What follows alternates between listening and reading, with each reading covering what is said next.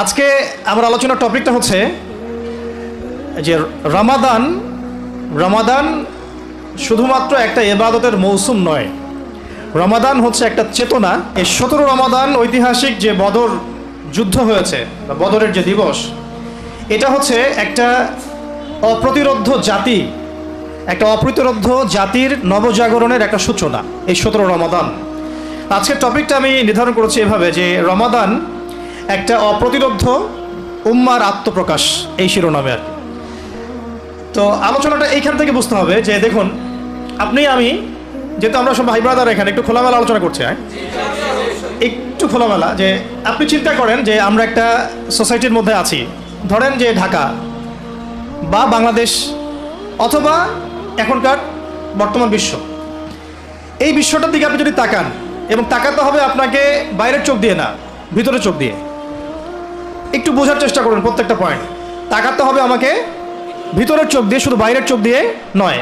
কোন ভিতরের চোখ? যেমনটা খিদির আলাইহিস সালাম নৌকাটা ফুটা করে দিলেন, মুসা আলাইহিস সালাম বললেন যে এটা কেন করলেন।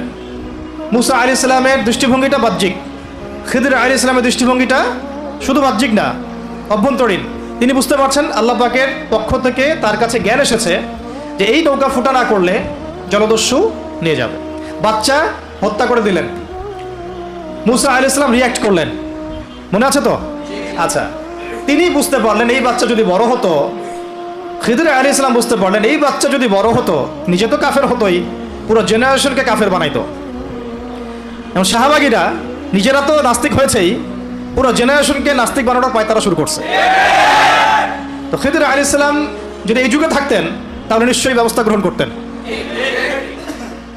এরপরে একটা বাচ্চা হত্যা করা হলো, একটা গ্রামে প্রবেশ করা হলো। গ্রামের লোকজন মেহমানদারি করে না, খাবার পানিও দিচ্ছে না, উল্টা তিনি তাদের দেয়াল নির্মাণ করে দিলেন। মুসা আলাইহিস সালাম জিজ্ঞাসা করলেন যে এটা কেন করলেন, একটু পারিশ্রমিক নেওয়া যায় তো। তিনি বললেন যে তোমার সাথে আমার আর চলা হলো না। আমি শর্ট করে বলতেছি, হ্যাঁ দা ফিরাক বাইনি ওয়া বাইনাক, তোমার সাথে আমার এই হলো ফিরাক, শেষ। তবে আমাদের নবীজি বলেছেন যদি সেদিন মুসা আলাইহিস সালাম প্রশ্নগুলো না করতেন তাহলে আরো অনেক জ্ঞান শেখা যাইতো। এটা হাদিস আসছে। তিনি পৃথিবীর সবচেয়ে জ্ঞানী মানুষ, নবী মুহাম্মদ সাল্লাল্লাহু আলাইহি ওয়াসাল্লাম। আর মুসা আলাইহিস সালাম তিনি দাবি করছিলেন, বা তাকে জিজ্ঞাসা করা হয়েছিল আপনি পৃথিবীর সবচেয়ে জ্ঞানী মানুষ কিনা, তিনি বলেছিলেন হ্যাঁ। তখন আল্লাহ রাব্বুল আলামিন তাকে খিদির আলাইহিস সালামের সোহবত দিয়েছেন। না, তোমার চেয়েও জ্ঞানী আমার বান্দা আছে, যাকে আমি আমার পক্ষ থেকে জ্ঞান শিক্ষা দিয়েছি। ওই দেয়ালের নিচে ওই দুইজন এতিম বালকের বাবা মায়ের রেখে যাওয়া সম্পদ ছিল। দেয়াল নির্মাণ না করলে মানুষের সম্পদ লুট করত। একটা বিষয় বোঝানোর জন্য ছোট্ট করে গল্পটা বললাম। এই বিশ্ব ব্যবস্থা, এই বিশ্বের অর্থনীতি, সমাজ ব্যবস্থা, রাজনীতি, সংস্কৃতি, শিক্ষা এবং পারিপার্শ্বিক জাহালাত, এগুলো আপনি আইডেন্টিফাই করতে পারবেন না যদি আপনি বাইরের চোখ দিয়ে খালি দেখেন, ভিতরের চোখ দিয়ে দেখতে না পারেন। সলিউশনে যাওয়া বহু দূরের কথা, এখান থেকে সলিউশন বের করে সেটা ইমপ্লিমেন্ট করে সমাজ সংস্কার অনেক দূর কি বাদ। আপনি এই প্রবলেমগুলো ফাইন্ড আউটই করতে পারবেন না যদি কিনা আপনি ভিতরের চোখ দিয়ে দেখতে না শিখেন, অর্থাৎ এই যুগের খিদির না হন আলাইহিস সালাম। এখন বাহ্যিকভাবে আপনি যদি দেখেন, ওয়ার্ল্ডে ইকোনমি খুব ভালো, ওয়ার্ল্ড অ্যাফেয়ার্স খুব ভালো, বিশ্ব এগিয়ে যাচ্ছে একদম, শিক্ষার অবস্থা খুব ভালো, পার্সেন্টেজ বাড়তেছে। তারপরে রাজনীতি তো মহা ভালো, তাই না? সবার সামনে এখন মূলা ঝুলতেছে, আসন এমপি হব, সবার সামনে একটা মূলা ঝুলতেছে, কি হব? এমপি হব। তাই এখন কিছু বলা যাবে না। আচ্ছা, তো খুব ভালো, পলিটিক্সের অবস্থা খুব ভালো, ভূরাজনৈতিক খুব ভালো, ইকোনমিক্স খুব ভালো, শিক্ষা খুব ভালো। তারপরে সংস্কৃতি তো বলার অপেক্ষা রাখে না। সংস্কৃতি মানে তো রাস্তাঘাটে নাটক হচ্ছে এখন, তাই না? ধর্ষণ ঠেকানোর জন্য, তাও আবার ধর্ষণ ঠেকানোর জন্য অর্ধনগ্ন হয়ে রাস্তায় নাটক হচ্ছে। কি বুঝলেন? মানে বাইরের চোখ দিয়ে যদি আপনি এই বিশ্বের আবু জেহেলদেরকে বলেন, এই বিশ্বের আবু জেহেল, আবু লাহাব, এই বিশ্বের উতবা সাহেবা যারা বর্তমান সময়কার, তারা বলবে খুব সুন্দর, ভালো চলতেছে। কিন্তু আপনি ইন্টারনাল আইস দিয়ে যদি দেখেন, আপনি দেখবেন যে আসলে না পলিটিক্সের কোনো ঠিক আছে, না ইকোনমিক্সের, না ওয়ার্ল্ড অ্যাফেয়ার্সের, না সংস্কৃতি, না শিক্ষা, না ব্যক্তি জীবন। তাহলে প্রথম কথা হচ্ছে একটু পিছনে নিয়ে যাবো আপনাদেরকে। তার আগে এই চোখ বন্ধ করে এই চোখ দিয়ে দেখতে হবে আবু জেহেলের যুগ, 1450 বছর আগের কথা। কত বছর? শিরক দিয়ে ভর্তি। একটা সময় আবু জেহেলের যুগ শিরক দিয়ে ভর্তি। লাত, উজ্জা, হবল, মানাত, বড় বড় 4 দেবতা পূজা হচ্ছে। এখনো কি পূজা হচ্ছে না? এখন তো ব্যক্তি জীবনেও হচ্ছে, ধর্মেও হচ্ছে, শিরক তো সব জায়গাতে হচ্ছে, ইভেন পলিটিক্সেও 4 দেবতা আসছে। পলিটিক্সের 4 দেবতা চিনেন কিনা? পলিটিক্সের 4 দেবতা হচ্ছে জাতীয়তাবাদ, সমাজতন্ত্র, ধর্মনিরপেক্ষতাবাদ, তথাকথিত গণতন্ত্র। পলিটিক্সের 4 দেবতা। আইয়ামে জাহিলিয়াতের 4 দেবতা লাত, উজ্জা, হবল, মানাত, এটা পলিটিক্সের 4 দেবতা। সবাই পূজা করতেছে কম বেশি, সবাই পূজা করতেছে কম বেশি। মানুষের দৃষ্টিভঙ্গি এমন যেগুলোর বাইরে কোনো রাস্তাই নাই, রোড ম্যাপই নাই। ভাই একটু আগে রোড ম্যাপের কথা বলছিলেন, road map is equal to সিরাত। বলবে রোড ম্যাপ কি? রোড ম্যাপ সমান সমান সিরাত, রোড ম্যাপ সমান সমান নবী সাল্লাল্লাহু আলাইহি ওয়াসাল্লামের জীবনী, রোড ম্যাপ সমান সমান কোরআন, রোড ম্যাপ সমান সমান হাদিস, রোড ম্যাপ সমান সমান সিরাত। এটাই রোড ম্যাপ। রোড ম্যাপ সমান সমান আব্রাহাম লিঙ্কন না, রোড ম্যাপ সমান সমান কার্ল মার্কস না, রোড ম্যাপ সমান সমান মাও সেতুং না, মুসোলিনি না, রোড ম্যাপ সমান সমান IMF না, road map is equal two জাতিসংঘ না, road map is equal two আমাদের মানবরচিত তন্ত্রমন্ত্র না, রোড ম্যাপ সমান সমান তাগুত না। রোড ম্যাপ মানে হলো কোরআন, হাদিস, সিরাত। আর সিরাতটা কেন বললাম? কারণ সিরাতের মধ্য দিয়েই বাস্তবিক প্রয়োগ দেখানো হয়েছে কিভাবে আমরা আল্লাহর জমিনে দিন কায়েম করব। সেটা নবী সাল্লাল্লাহু আলাইহি ওয়াসাল্লাম করে দেখিয়ে গেছেন। তাত্ত্বিক আলোচনা না, এটা প্র্যাকটিক্যাল। এটা কোনো তাত্ত্বিক আলোচনা না, এটা কি প্র্যাকটিক্যালি ইমপ্লিমেন্ট করা হয়েছে 1400 বছর আগেই। এটা হয়ে গেছে, ওটাই সুন্নাহ, ওটাই উসওয়াতুল হাসানাহ। কথা হচ্ছে আইয়ামে জাহেলিয়াতের এই শিরকগুলো এখন নাই, ওই যে সুদভিত্তিক অর্থ ব্যবস্থা এখন নাই, ওই যে আপনার এই মাদকের ভয়াল থাবা এখন নাই, ওই যে মেয়েদের জিনা, ধর্ষণ, ব্যভিচার, এগুলো অবমাননা নাই, গোত্রে গোত্রে হানাহানি নাই, জুয়া এগুলো নাই, এই যে আপনার নাস্তিকতা, প্রকৃতি পূজা, হ্যাঁ, অপসংস্কৃতি, বেহায়াপনা, বেপরদামি, এগুলো এখন নাই। আপনি একটু ভিতরের চোখ দিয়ে আগে দেখেন, এইরকম একটা সমাজ ছিল। এই সমাজটার সাথে আমাদের দেশের মিল আছে কিনা? আমাদের বিশ্বের মিল আছে কিনা? এই ঢাকা শহরের মিল আছে কিনা? আপনার গ্রামের মিল আছে কিনা? আছে কি নাই? এইরকম একটা সমাজ ব্যবস্থায় কোনো এক রমাদানে, এবার আলোচনা আসতেছে, এইরকম একটা সমাজ যেটাকে আমরা বলছি এক কথায় আইয়ামে জাহেলিয়াত, আইয়ামে ওই রকম আইয়ামে জাহেলিয়াতের কোনো এক রমাদানে নবী করিম সাল্লাল্লাহু আলাইহি ওয়াসাল্লাম হেরা গুহায় ধ্যানমগ্ন আছে, আল্লাহ পাককে ডাকছেন, দোয়া করছেন, আল্লাহ আমি মানুষকে কিভাবে এই পথ বলা মানুষগুলোকে তোমার পথে নিয়ে আসবো, আমাকে গাইড করো আল্লাহ, আমাকে হেদায়েত দান করো। যেভাবে তিনি পারতেন সেভাবে আল্লাহকে ডাকতেন, কারণ তখন তো কোরআন নাজিল হয়নি। হয়েছে? এর আগে হিলফুল ফুজর তিনি চেষ্টা করেছেন, সমাজের জাহালাতগুলো দূর করার চেষ্টা তিনি শুরু থেকে করেছেন। কিন্তু এই রমাদানে, কোনো এক রমাদানে তিনি হেরা গুহায় আছেন। কোন মাসে? কোন মাসে ভাই? আমরা কোন মাসে আছি?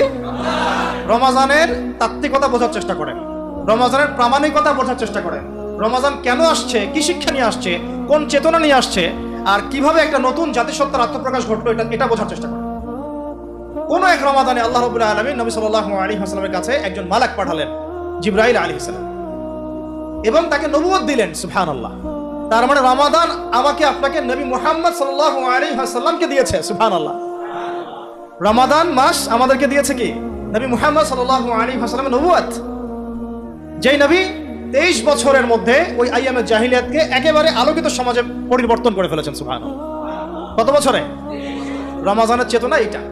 রমাজানে পেয়েছি আমরা একজন নবী, তিনি তো শুরু থেকেই নবী, সৃষ্টির আগ থেকেই নবী, তাই না? নবুয়ত এসেছে কোন মাসে? তার মানে রমাদানে আমরা নবী পেয়েছি। তাহলে নবীর পরে কি আর কোনো নবী আসতে পারে? বাংলাদেশে একটা সূক্ষ্ম ভিতরে মুভমেন্ট চলতেছে, মির্জা গোলাম আহমেদ কাদিয়ানির মুভমেন্ট। এদের যে সংখ্যা দিন দিন কি পরিমাণে বাড়তেছে আপনারা জানেন না। এদের যে উপাসনালয়গুলো কিভাবে বাড়তেছে, এরা কিভাবে যে অর্থনৈতিকভাবে শক্তিশালী হচ্ছে, এটা আপনারা জানেন না। প্রত্যন্ত অঞ্চলগুলো সফর করলে বুঝবেন মানুষ কিভাবে দিন দিন কাদিয়ানি হচ্ছে। আমরা সাতেমের ইস্যুতে কত কঠোর থাকি, যে নবীকে গালি দিয়েছে সেই ইস্যুতে আমরা কত কঠোর হই, তাই না? আমাদের যদি সাধ্য থাকতো, সামর্থ্য থাকতো, কোনো একটা সাতেমকে আমরা বাংলাদেশে টিকতে দিতাম? মৃত্যুদণ্ড সবার সামনে কার্যকর করে দেখাতাম। আর আমাদের কাছে সেই ক্ষমতাটা নাই, তাই আমরা জনমত তৈরি করতে পারি সর্বোচ্চ, তাই না?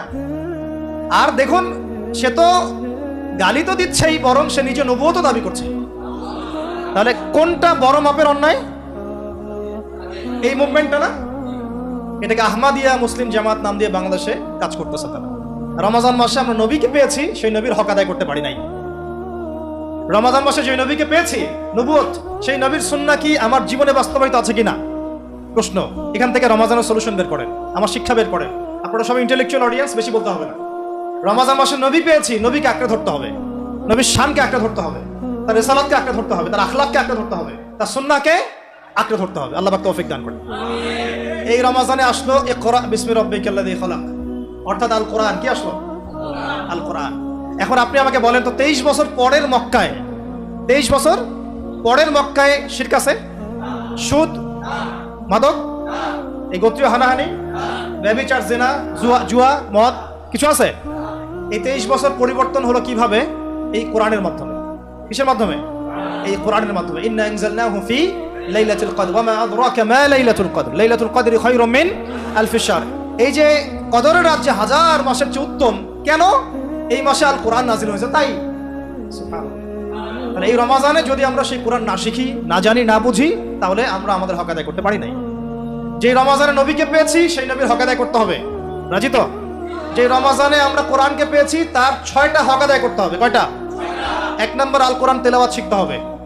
রাজি তো? ইনশাআল্লাহ শিখতে হবেই হবে, হবেই হবে, হবেই হবে। কিভাবে শিখবেন? আপনার পেরেশানি। কোরআনের অর্থ বুঝতে হবে। 2, 3 কোরআনের আদেশ মানতে হবে। 4 নিষেধগুলো বর্জন করতে হবে। 5 এর দাওয়াত মানুষের কাছে প্রচার করতে হবে। আর 6 আল কোরআনের আইন সমাজে বাস্তবায়ন করতে হবে। কথা বুঝতে পারছি? রমাদান মাস এইভাবে মহিমান্বিত। রমাদান মাসে তাহলে কোরআনকে পেয়েছি, রমাদান মাসে নবীকে পেয়েছি, তার হক আদায় করবো ইনশাআল্লাহ। রমাদান মাসে কোরআনকে পেয়েছি, তার হক আদায় করবো ইনশাআল্লাহ। 23 বছর পরের মক্কায় কোনো জাহালাত নাই, কারণ 23 বছরে মানুষ নবীকে আঁকড়ে ধরেছেন, কোরআনকে আঁকড়ে ধরেছেন। কথা কি বুঝতে পারছেন? এখন দেখেন, এই কোরআন নাজিল সম্পর্কে আল্লাহ পাক অন্য একটা আয়াতে বলেছেন না, শাহরু রমাদান আল্লাযী উনজিলা ফীহিল কুরআন হুদাল লিন-নাস ওয়া বায়িনাতিন মিনাল হুদা ওয়াল ফুরকান। খেয়াল করে দেখেন, 3টা মৌলিক উদ্দেশ্যে কোরআন নাজিল হয়েছে। কয়টা? আমি তো 6টা হক বলছি, আরো 3টা মৌলিক উদ্দেশ্য আছে কোরআন নাজিল হওয়ার। এই উদ্দেশ্যগুলো বাস্তবায়ন না হলে কিন্তু আমাদের এই বাংলার জমিনে দিন কায়েম করতে পারবো না। একটা হচ্ছে, এটা হচ্ছে হুদাল লিন-নাস। এটা কি? পুরো মানব জাতির জন্য হেদায়েত। সুবহানাল্লাহ। আল কোরআন শুধু মুসলিম মুমিনদের জন্য হেদায়েত নয়, বরং পুরো মানব জাতির জন্য হেদায়েত। 2 হচ্ছে ওয়াল বাইয়িনাত। বাইয়িনাত মানে কি? এটা সুস্পষ্ট একটা দলিল এবং প্রমাণ। আমরা একটা বিষয় সত্য না একটা মিথ্যা, একটা হক না একটা বাতিল কিভাবে জাস্টিফাই করব? প্রমাণটা কি? আমি কিসের ভিত্তিতে আপনি প্রমাণ করবেন? এই প্রমাণ করার মূল ভিত্তিটাই হচ্ছে কোরআন। কোরআন যদি বলে এটা সত্য সত্য, কোরআন যদি বলে এটা মিথ্যা মিথ্যা, কোরআন যদি বলে এটা হক তাহলে হক, কোরআন যদি বলে এটা বাতিল তাহলে বাতিল, কোরআন যদি বলে এটা হালাল তো হালাল, কোরআন যদি বলে হারাম তো হারাম, কোরআন যদি বলে জায়েজ তো জায়েজ, কোরআন যদি বলে নাজায়েজ নাজায়েজ। এই মানদণ্ড কি বাংলাদেশের মুসলমান মানে? গুটি কয়েক মুসলমান মানে। বেশিরভাগ মুসলমান এখনো মানেই না যে কোরআন সত্য মিথ্যা ন্যায় অন্যায় চূড়ান্ত মানদণ্ড।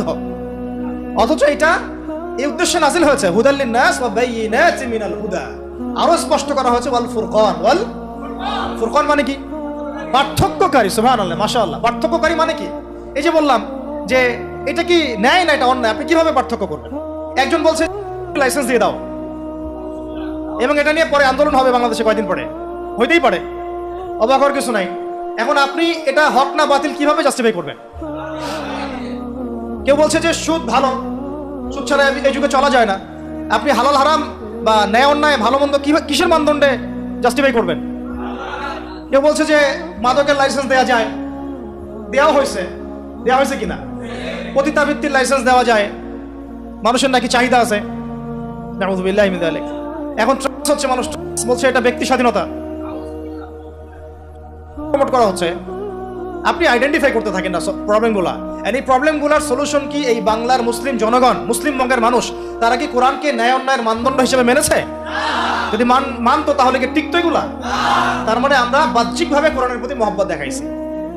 তেলাওয়াত করলে 10 নেকি হবে, প্রতি অক্ষরে 10 নেকি। মানদণ্ড হিসেবে মানিনি আমরা এখনো যদি বলি রাজনৈতিক চার দেবতাকে কি আপনারা কোরআনের মানদণ্ডে মানেন? না, আমি জনগণের মানদণ্ডে মানি। অর্থনীতির বিষয়গুলো কি আপনি কোরআনের মানদণ্ডে মানেন? বলবেন না, জনগণের সংখ্যা গরিষ্ঠতার মানদণ্ডে মানি। আপনি কি সংস্কৃতি শিক্ষানীতি এগুলো কোরআনের মানদণ্ডে মানেন? না, জনগণের সেন্টিমেন্টের মানদণ্ডে মানি। তো জনগণ যদি বেশিরভাগ বলে যে শরীফ থেকে শরীফা ঢুকাও, তাহলে কি ঢুকাই দিবেন? জনগণের বেশিরভাগ যদি বলে যে সুদ চালু করে দাও, জেনা লাইসেন্স দেওয়া হোক, ব্যভিচারের লাইসেন্স দেওয়া হোক, ওই গেট টুগেদার কি বলে ওটাকে, লিভ টুগেদার চালু করা হোক, এটাও খারাপ হয় না, নাউজুবিল্লাহ মিন যালিক। সিচুয়েশনশিপ চালু করো, খারাপ হয় না। এটা কি আপনি জনগণের সেন্টিমেন্টের মানদণ্ডে মানবেন? এই জায়গাটাতে আমাদের আঘাত করতে হবে। এটা হচ্ছে আঘাত করার মূল জায়গা। আমরা আসলে কোরআনকে মানদণ্ড হিসেবে মানি কিনা। কোরআন নাজিলের মূল উদ্দেশ্য কয়টা? 3টা। হুদাল লিন-নাস ওয়া বাইয়িনাতিন মিনাল হুদা ওয়াল ফুরকান।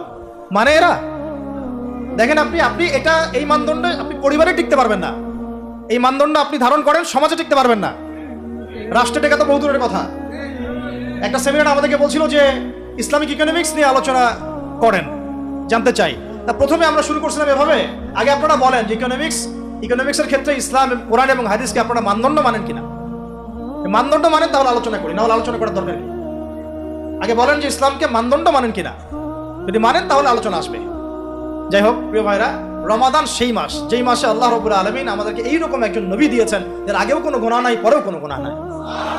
মাসুম মিনান নাস। সেই মানুষকে বাংলার জমিনে গালি দেওয়া হয়েছে। এদের কল্লা তো ফেলানো সরকারের দায়িত্ব। অথচ দেখেন ওই ইস্যুটাকে কত ইস্যুতে ঢাকা ফেলা হইলো। হ্যাঁ, সাতেমের ইস্যুকে একদম মধু ইস্যু দিয়ে, তরমুজ ইস্যু দিয়ে ঢাকে ফেলা হইলো। রাশিয়াকে দাফন করে দেওয়া হইলো আরেকটা কোন ইস্যু দিয়ে জানি, ওই যে সিগারেটের ইস্যু দিয়ে নাকি জানি, হ্যাঁ হামজার ইস্যু দিয়ে, ফুটবল ইস্যু দিয়ে। দেখেন আপনারা একটু বোঝার চেষ্টা করেন, আমরা যদি খিদির হই তাহলে কখনোই আমাদের চিন্তা কিন্তু ছোট হওয়া উচিত না। আমাদের চিন্তা থাকবে মূল শেকড় ঠিক আছে কিনা। এরা ইস্যু দিয়ে খেলতেছে আমাদের সাথে, এরা ইস্যু নিয়ে আমাদের সাথে খেলতেছে। আপনার ব্রেইন নিয়ে তারা খেলতেছে, আপনার ইমান নিয়ে, আকীদা নিয়ে, মানহাজ নিয়ে তারা খেলতেছে। আপনাকে মূল জায়গা থেকে সরানোর জন্য সবকিছু তারা করতেছে। আমাদের মূল জায়গায় থাকতে হবে ভাই, ইস্যু পাগল হওয়া যাবে না। এই স্ক্রল করতে করতে আমাদের মাথাটা স্ক্রলিং হয়ে গেছে। মূল জায়গা থেকে আলোচনা সরে যাই আমরা। আল্লাহ পাক আমাদের মূল জায়গায় থাকার তৌফিক দান করুন। এই বাংলাদেশে নবী সাল্লাল্লাহু আলাইহি ওয়াসাল্লামের রিসালাতকে চ্যালেঞ্জ করে কাদিয়ানী মুভমেন্ট হচ্ছে। আমরা এখন এগুলোর বিরুদ্ধে কোনো অ্যাকশন নিতে পারছি না, কাজও করতে পারছি না, বা আমরা ফিকিরও করছি না।